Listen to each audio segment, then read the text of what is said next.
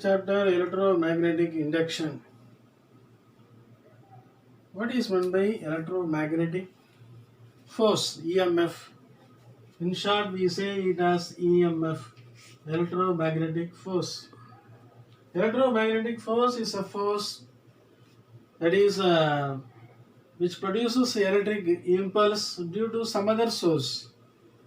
The source may be magnetic field, or source may be some other form of energy, and if that energy produces an electrical energy, then it is called EMF, that is electromotive force.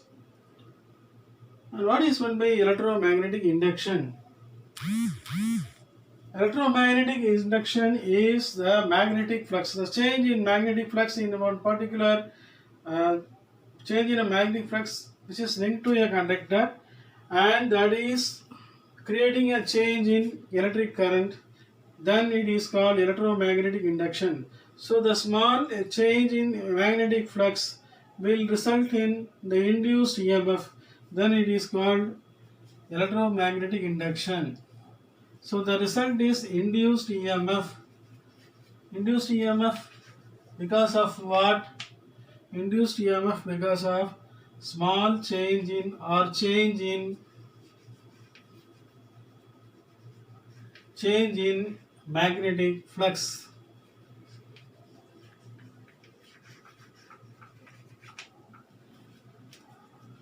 So an induced EMF that is resulted because of that is a result of a change in magnetic flux is called electromagnetic induction. Then what is meant by magnetic flux or electric flux? Magnetic flux means those magnetic lines of force in a particular area or closed area. So that is called magnetic flux. It is also defined as phi b, that is equal to BA cos phi, where B is the magnetic field and A is the area or closed area. B is the magnetic field and A is closed area.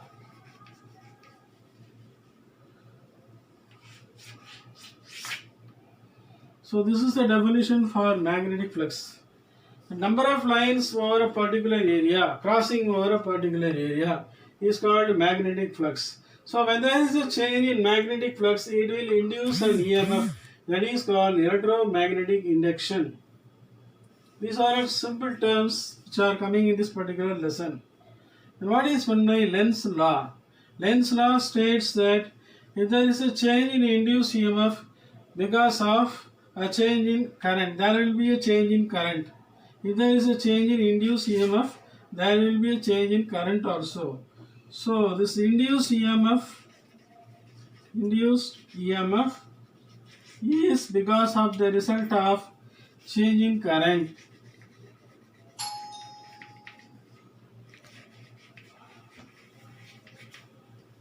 Induction is the property of a coil which itself induces itself because of a change in current.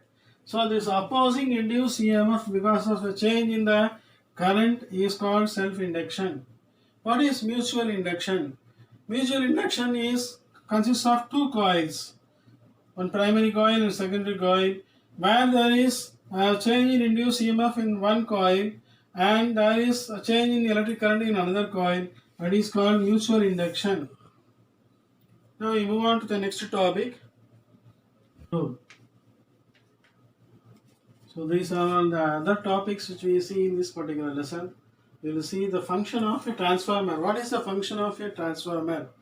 The function of a transformer is transforming the power from one circuit to another.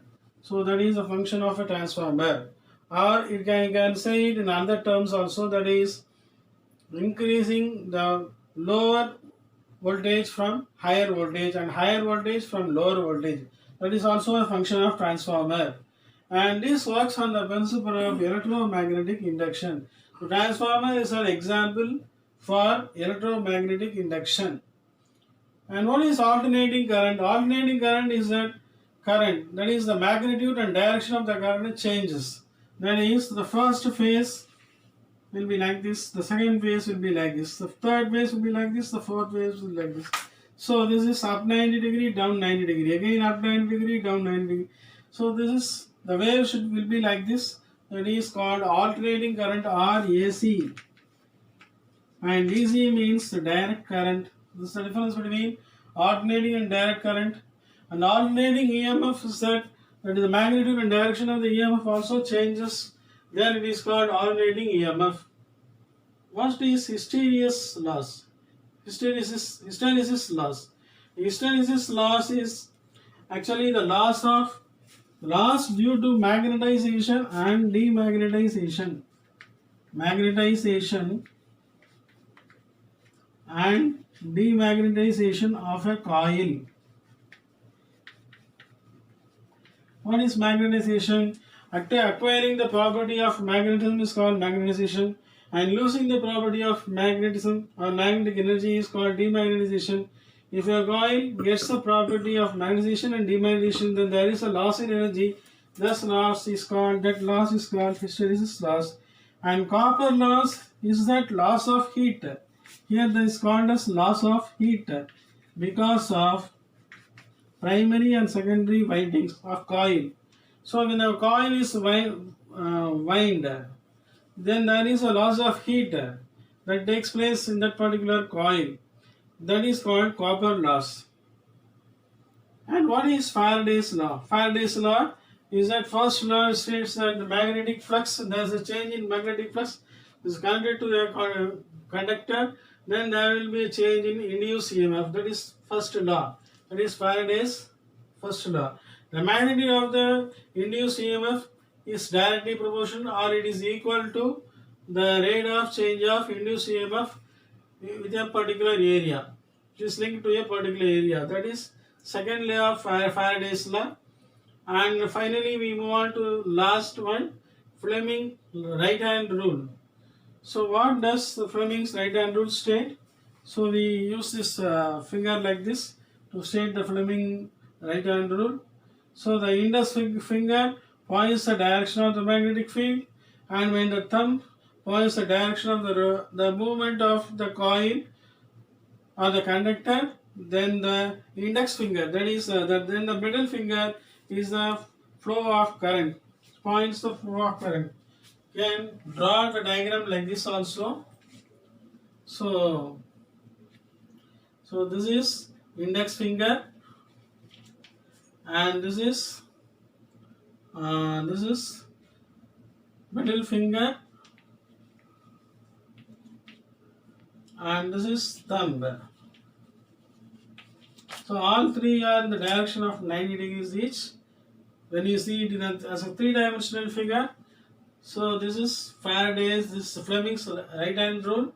As per this rule, the index finger, when it points, this points the direction of the magnetic field, or we can say it as B. And the middle finger points the direction of the current, or we can say it as I. I denotes the value of current, and thumb, this is the motion of the conductor or coil. So this is called Fleming's rule.